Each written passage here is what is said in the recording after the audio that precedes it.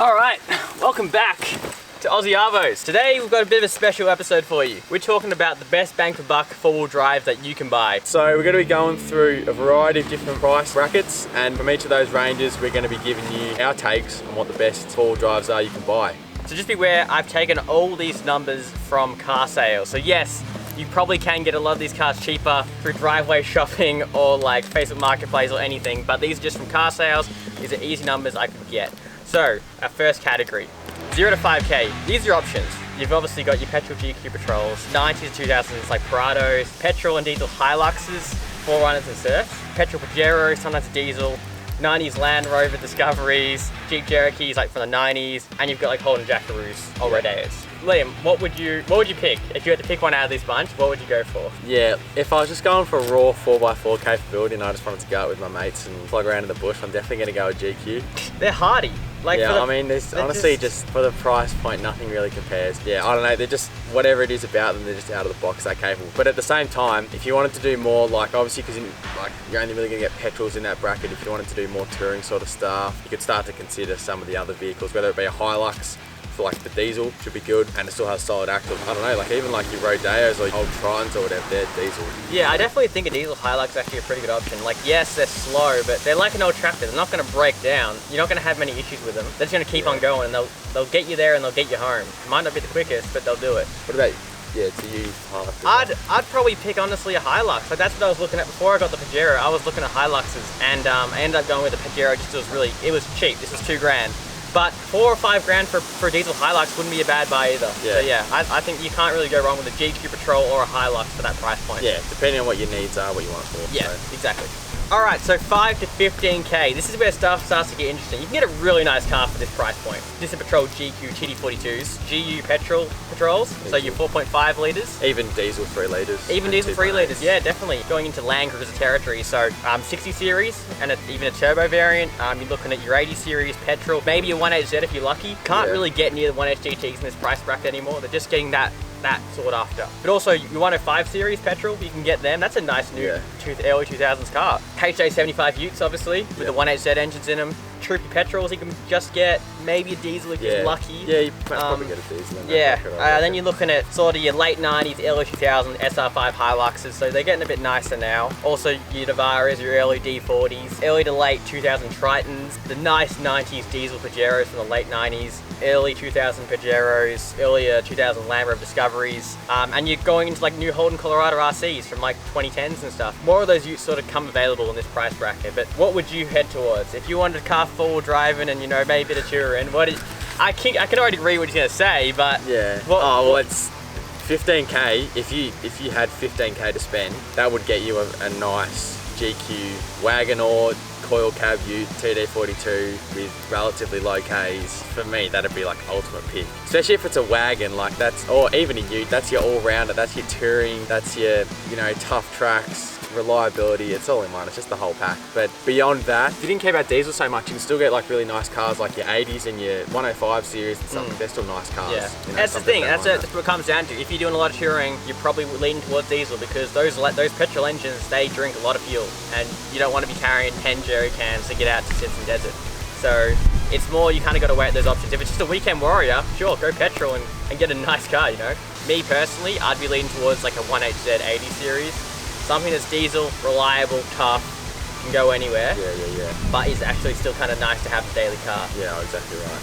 I suppose beyond those sort of solid axle forward drives, a lot of people like being able to do somewhat forward, like, go away on the weekends and you can do most tracks, that sort of thing. If you didn't care about IFS, and like say you're doing trades during the week, plenty of options for like, your early Hiluxes and then like, your Colorados, that sort of thing. Like, they've still got four-wheel drive. They'll still take you, like, they're not going to do the hard stuff, but they'll still get you. They get you 99% of the places. Yeah, exactly right. Exactly right. So they're always an option because they drive a lot better on the road, like being IFS. IFS. Yeah, And you much probably better. find that heaps better on fuel, like Yep. with 4 cylinders. Yeah. Like heaps better on fuel, you save a fortune. I don't know, there's a whole bunch of factors to consider, but yeah, if I wasn't into like so much forward driving that hard, like I'd definitely consider like a Hilux or something like that. All right, so next category, 15 to 25. Now this is when you start throwing real money around the cars. So you can get a nice four-wheel drive for this price point. Yeah. That'll last you a long time. So let's go through what you're looking at. GU Patrol, TD42, 4.8s, they're all in this price point. There are a lot more utes than wagons though for this price, but you can get wagons. They are out there. Later model 2000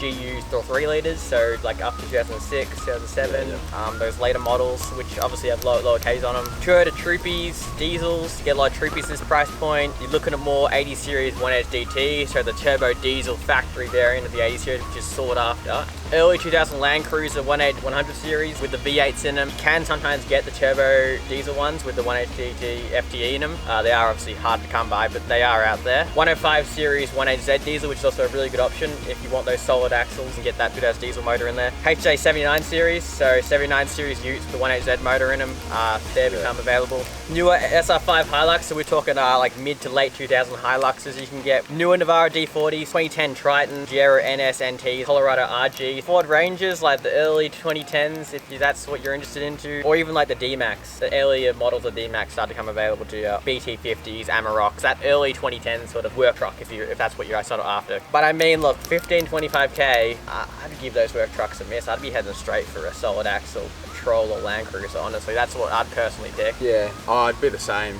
Yeah, look, obviously, yeah, I'm still going to go with like a GU at the end of the day. Solid axles, TD, whether it's a wagon or a coil cab. But that's the thing though, because you start getting to this sort of price point, like if you're going to spend 25 grand on a car, a lot of people can't justify spending 25 grand on a car that was made almost 20 years ago. But that's where you got to start to think of depreciation.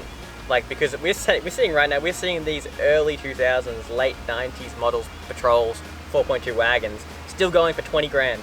Whereas you see anything from that period from other brands, like they just don't have that same value. They just don't hold it. So it depends. If you're going to be buying this car and keep hanging on to it for a while and doing mods, you're better off putting mods into a Patrol than a Ford Ranger, I'm telling you right now. All right, so now we're jumping into 35, 45K. So this is a lot more money to throw into the car. So what do you get for this price? So you're getting the mid 2010s Y61 Patrols. So these are 3 litres. Yeah. Mid 2000s GE 4.2s. 79 series V8s. V8 76 series, HDJ 79s, 1 HD FTEs, 100 series Sahara, 200 series. Hiluxes, SR5s, Navara D23s. You're basically getting brand new Tritons. And you're getting Pajeros, essentially brand new at this price as well.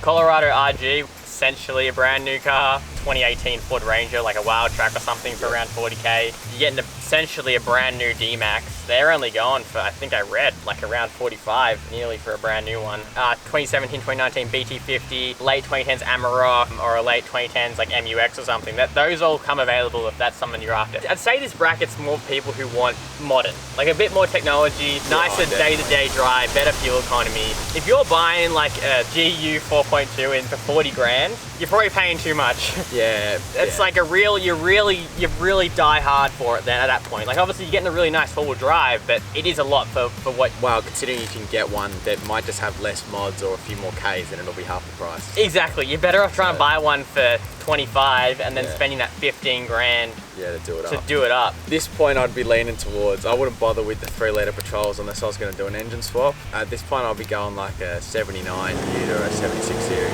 Yeah. V8. I suppose beyond that would be like, yeah, you can get some really nice Hiluxes for that price, and like they're still very capable. That's what I was thinking too. And they have a lot more features than a, say, a 79, Exactly. 2010, 79 series. Yeah. Anyway. I mean, if someone said to me, you can buy a 2013, 14 3-litre Patrol, or you can get like a 76 series V8 or like a 79 series, I'd go the Toyota. And at that price point, they're a better purchase. Yeah.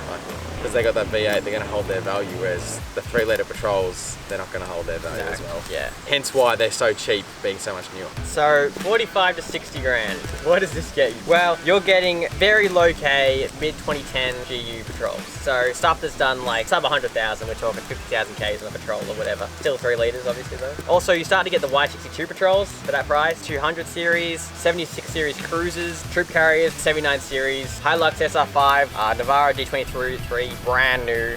And you can even get like a special Trek version, which is like their four-wheel drive enhanced. It comes out on bigger tires and stuff. Yeah. Brand new Tritons at this price, 100%. Colorado, basically brand new. Ford Ranger Wild Track, brand new. Brand new BT50, nearly brand new Amaroks, brand new MUX. What would you get for 45 to 60 grand? I'd still probably be leaning towards like a 79 series, probably like a dual cab. And then if it went for that, I'd be going like a nice Hilux. Yeah, exactly. I'm going to it at this price bracket too. I just think at that stage they make the best option. So I'd be going a 76 series or a 78 series Troopy. I suppose another one to consider, Isuzu D-Maxes. I've heard good things about them. I don't know, there's so many different options for dual cab utes. Yeah. And they're all slightly different and better at certain things, so. All right, 60 to 80 grand. I can't even fathom buying a car at this price. Yeah, I couldn't justify it. Couldn't justify. Okay, this is a Patrol Y62, 78 series, 76 series, the GXL. Okay, let me just, the GXL and GLX, the Pajero has GXL and the Toyota a GLX. No, other way around. Okay, I don't even know. Pajero. I don't even know anymore. So yeah, 79 series. You can get basically a brand new 79 series. It'll have no tray on it, if that interests you. You can get a brand new SR5 Hilux, Rugged X Edition, whatever the I wouldn't Rugged even X bother Edition. with the, I think it just means they put bigger tires on it. And you can get basically brand new wild trucks or second-hand Raptors with very low Ks. If that interests you. interest me. Yeah. No, So- I'd still be sticking with Toyotas at this bracket. If you want solid axles, you essentially have to buy a Toyota. If you want solid axles, I mean, you can still get a 3-litre Patrol fairly recently, but if you want it to be within like the last couple years, only get a 79 series or a Troopy or a 76, and then beyond that is just like, yeah, you get an Isuzu D-Max or you get a Hilux. I wouldn't bother with a Ranger. Tritons are meant to be alright, but I don't know, I still haven't heard heaps about them, so yeah, that's all I'd be looking at. Yeah. And then this brings us to 80 to 100 grand. So in this bracket, you're getting a brand new Patrol or a brand new 200 series. You can basically get anything brand new at this price. You can buy any car you can buy any car you want for 100 grand basically. If someone said here's 100 grand, you have to buy a brand new car. 79 series or a Troopy. 79 series and throw mods on it, and then yeah, Troopy or throw mods. At that point, I'm sure there's all other, like, I don't know if F trucks are how available they are in Yeah, Australia. well the Rams too, they start to come in, I think 80 to 100 bucks you can get the Ram. If that interests you, or those bigger American style trucks. I think they're a bit big for off-road. They're good for touring though, They're good for towing stuff and doing big trips, but yeah, I wouldn't want to take it to Talangi. God no. Yeah, it's a bit big for that. Bit big for that. yeah. So yeah, that's pretty much the end of our list. Now this is, you know, we only have limited knowledge. Yeah, like I mean, when you think about it, we're still new to the whole forward. Like even though I've been talking about forward drives, I just still don't know everything. Never driven a new Hilux or anything like that. Love to, but no. So pretty much we want to hear from you because we could have it all wrong. So we want to hear what you think about best forward drives at different price brackets. Whether you think certain forward drives are overrated, underrated, all that sort of thing. We want to hear from you. So yeah, drop a comment below. We'll be keen to do some reading. So if you enjoyed this video, give it a like. It's something a bit different. We can't really leave the house, so we're stuck doing videos like this for a couple of weeks. But I hope you got something out of it.